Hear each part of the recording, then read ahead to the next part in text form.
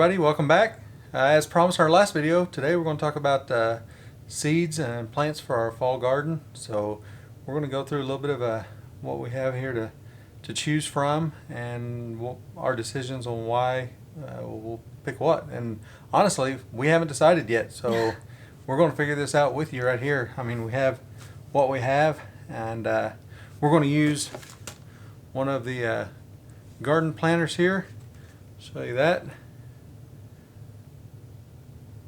So these are available from a guy we know named Clyde. It's you can find them through a lot of different sources, but he usually shows up at a lot of the Mother Earth news fairs. He was at the Baker Creek Spring Festival, so that's where we met him. Was it? Yeah, we met him at Mother Earth News. Website is ClydesVegetablePlantingChart.com.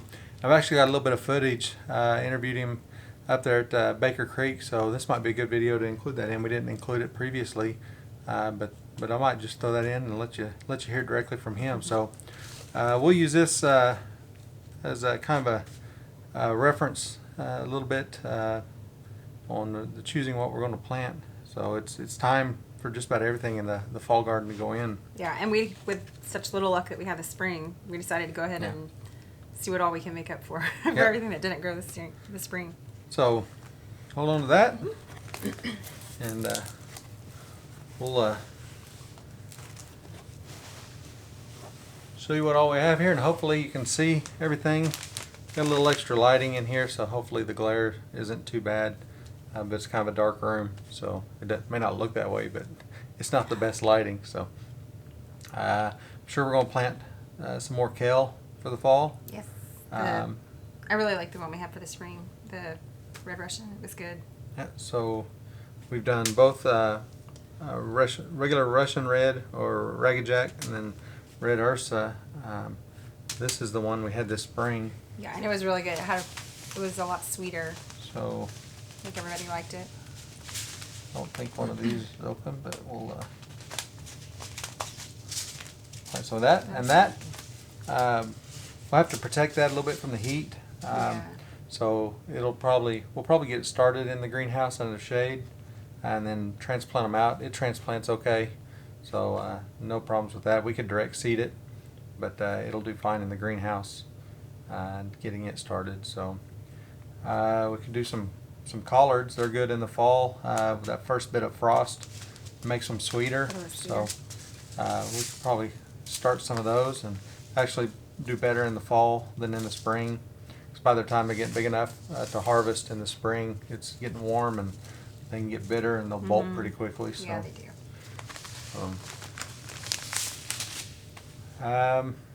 Swiss chard. You want to do some more of that? Yeah, we can do some Swiss chard. I do want to try the broccoli and cauliflower again because we have not had a lot of luck with that in the spring, like ever. And we've heard that trying it in the fall is a good idea. We've had a couple of good years when it stayed cooler. Yeah.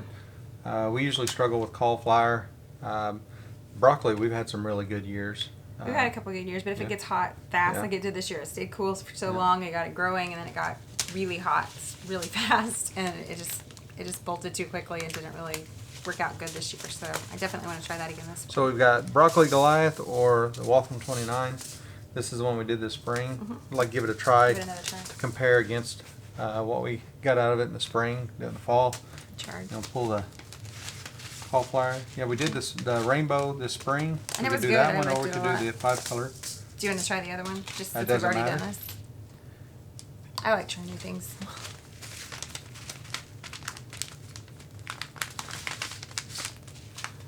Alright, so we're good there.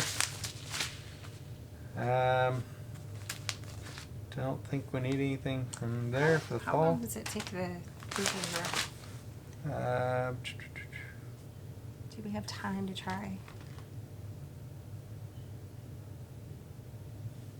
I Don't know. Nah. We'll have to think about that one. See if Nope, we have and a now they're climbing long area. growing, so it's pick after the first frost. So, and that's starting in the spring. So Okay, so no. no. We could probably get one more planting of squash. They're pretty quick. If you want to, we don't have a whole lot out there. We'll definitely want some peas. So we might have to wait just a little while to start those, but that or protect them from the heat. So last planting is August 9th. Is that right? 2nd. so about now. Now. So we probably go ahead and put those out. But it does say, yeah, protect. I don't know if you want to try any more squash. How many plants we have left? We have several plants out there. We Okay. have probably 12 squash Okay. plants. Well, we can come back to them if we have room. Yeah. Think there's anything on there? No, because we have zucchini growing right now too, and Yeah. it's actually doing real well. I brought 2 of them in just in the last couple of days. Definitely want to do some more radishes. I know French breakfast is everybody great. likes the French We breakfast. do. Like to try one of the dark ones. Do you want to try? Okay. Yeah, let's try some Which? of the long black Long Spanish. black. Let's look at those, see what they. So fall or winter rashes are best on 45 days or more before first frost. So we should There's have plenty of time. plenty of time there. Because we're usually the beginning of November. See, we've still got tons of turnips in the freezer. Yeah, So we're we probably do. good there. We do. We harvested a bunch. Carrots. Yeah. I only hesitated because I've always had trouble with carrots, Yeah. so maybe fall will be a great time to try it.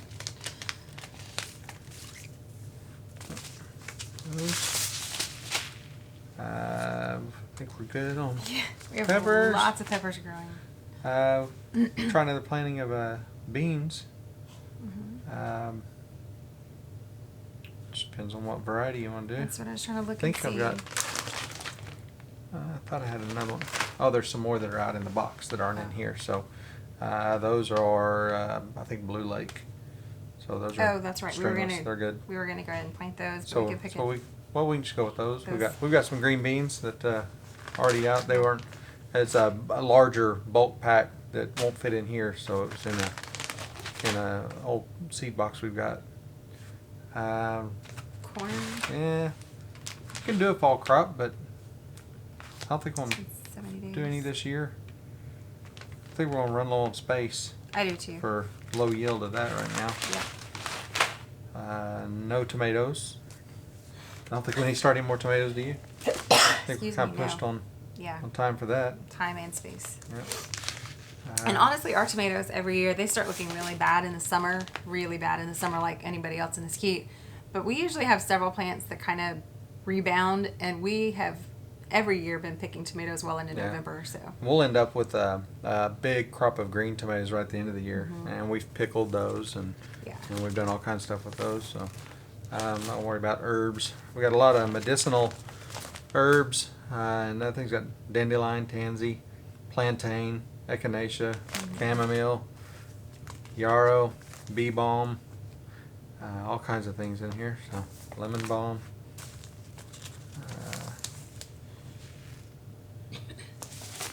We've got some old seeds still in here, stuff that we've been given. Stuff we've bought. You know, don't need to plant the whole pack every time. So right. all kinds of stuff. Go ahead. We didn't plant any okra this year. We did not. And if you want okra, although it would have think been, it's probably too a little late late now. Yeah, it is. So that we got some seeds that we've saved. Actually, yeah, we're about a week late. If you want to, Yeah. we could probably be fine if you wanted to do it, but it's up to you. Now we'll see how much room we'll have. Okay. 'Cause we've still got stuff in the garden that we can't pull up yet. It needs to stay a little while. So Actually, it looks like we're right on schedule. cantaloupe, watermelon, squash, cucumber, mustard, some of this is seeds we were given and some we've saved. I think I bumped the camera here, maybe so. More Yeah. melon stuff. These are not, but those. I think it's too hot to start those right now. Yeah. They're kind of picky, but I wanted to try them anyway, so maybe next year. These are seeds from the Cherokee Nation. I'm a member of the Cherokee Nation, and what they do is they do a kind of a legacy seed program. They send out seed for you to grow and harvest, save the seed, and return some, and to keep these old varieties of seeds going. So these are basket gourd and cut leaf coneflower. So we got these a little too late this year to to get them going. So next spring, probably have some of those going. So that's all the seeds in here. Go back and if there's anything we didn't grab. We've got quite a bit of stuff there, but we didn't grab any salad mix or anything. Some more greens. We got lettuces in here. The spinach, which probably get those going pretty soon. The baby spinach, probably. Yeah. So we've got. That one is my favorite. I like it a lot. Do the blends again. You want the blends there? Yeah. All right.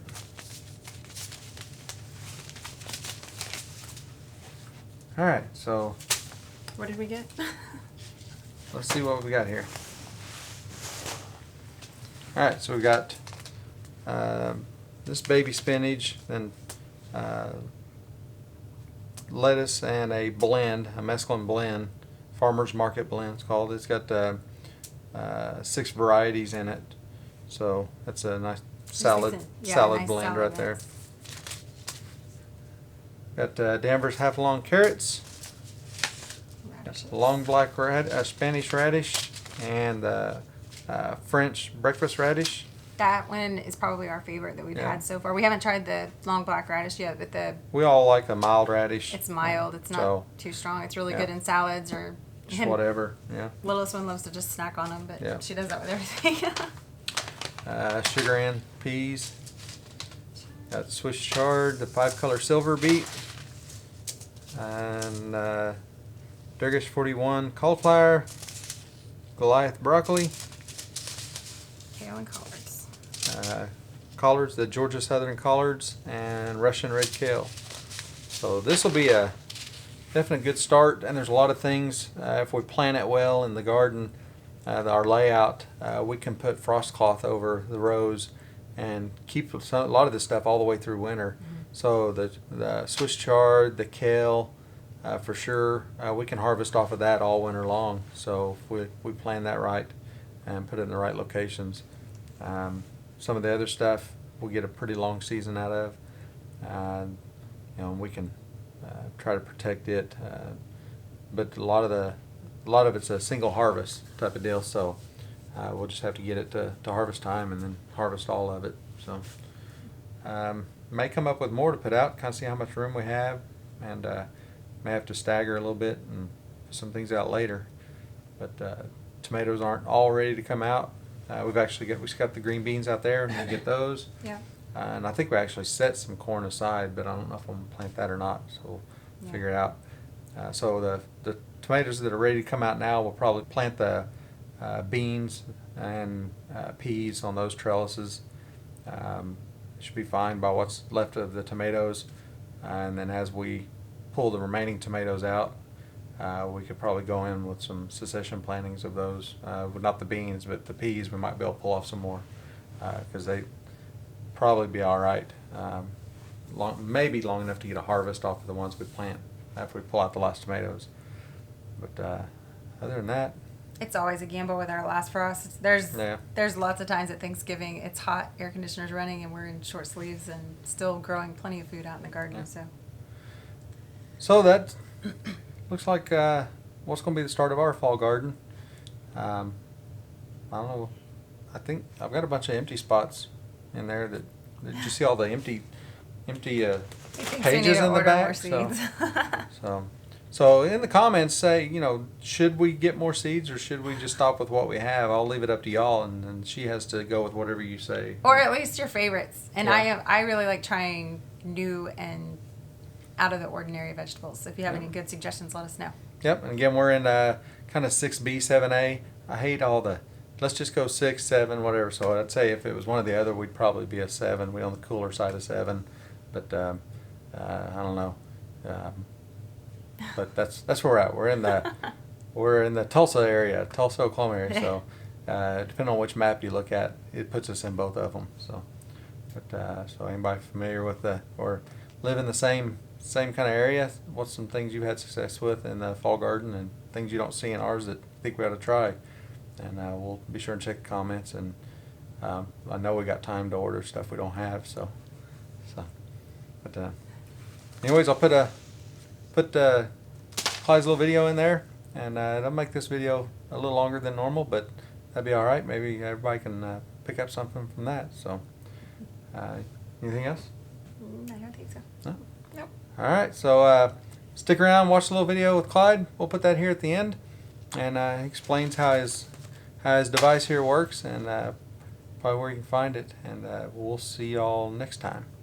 Bye. Bye. Hey guys, I'm with Clyde of Clyde's Garden Planner. Somebody we've met several times, and a big fan of his product here. I'm gonna let him talk about what it is and how you can get value from it. Hello, maybe I could just explain it to him. Is that good? Yeah, that's fine. It's a vegetable planting slide chart that works all over the country, and it has a sliding frost line on it. What you do is you slide the frost line to your local frost date. Once it's in place, it gives you the first outdoor planting dates, the indoor seeding dates, and the expected harvest dates, all on a nice horizontal calendar, so you can kind of look ahead with it. You pull it open, and it gives you the seed quantity, planting depth, distance between rows and between plants, the sunlight requirements, the minimum soil temperature, the expected yield, and the natural companions for companion planting. This is the spring side for your spring garden. Flip it over and slide it to your fall frost date for your fall garden. And you don't have to know your frost dates because the instructions come with the frost dates on the back. At least to get a good starter list, you know. Yeah. The chart is $5 online, and we also sell them in larger quantities at a little bit lower cost of, like, if we have a group or if you're teaching a class or something like that. Yeah. You want to tell them about the CD? Because we're a fan of the CD too. Okay, well, we have some music CDs. Our family used to travel and play bluegrass music and hymns, and I have a CD here. It's called One in the Spirit, and my son took the old song, you know, One in the Spirit, that we used to sing in church when we were younger, and he kind of juiced it up pretty good. So we have that, and now we sell that online also. So, yeah. Well, it was good to see you again, Clyde. Very nice to see you too, sir, and steady as she goes with the Heirloom Permaculture thing. All right. We'll see you at the next one. Okay, thanks. Bye.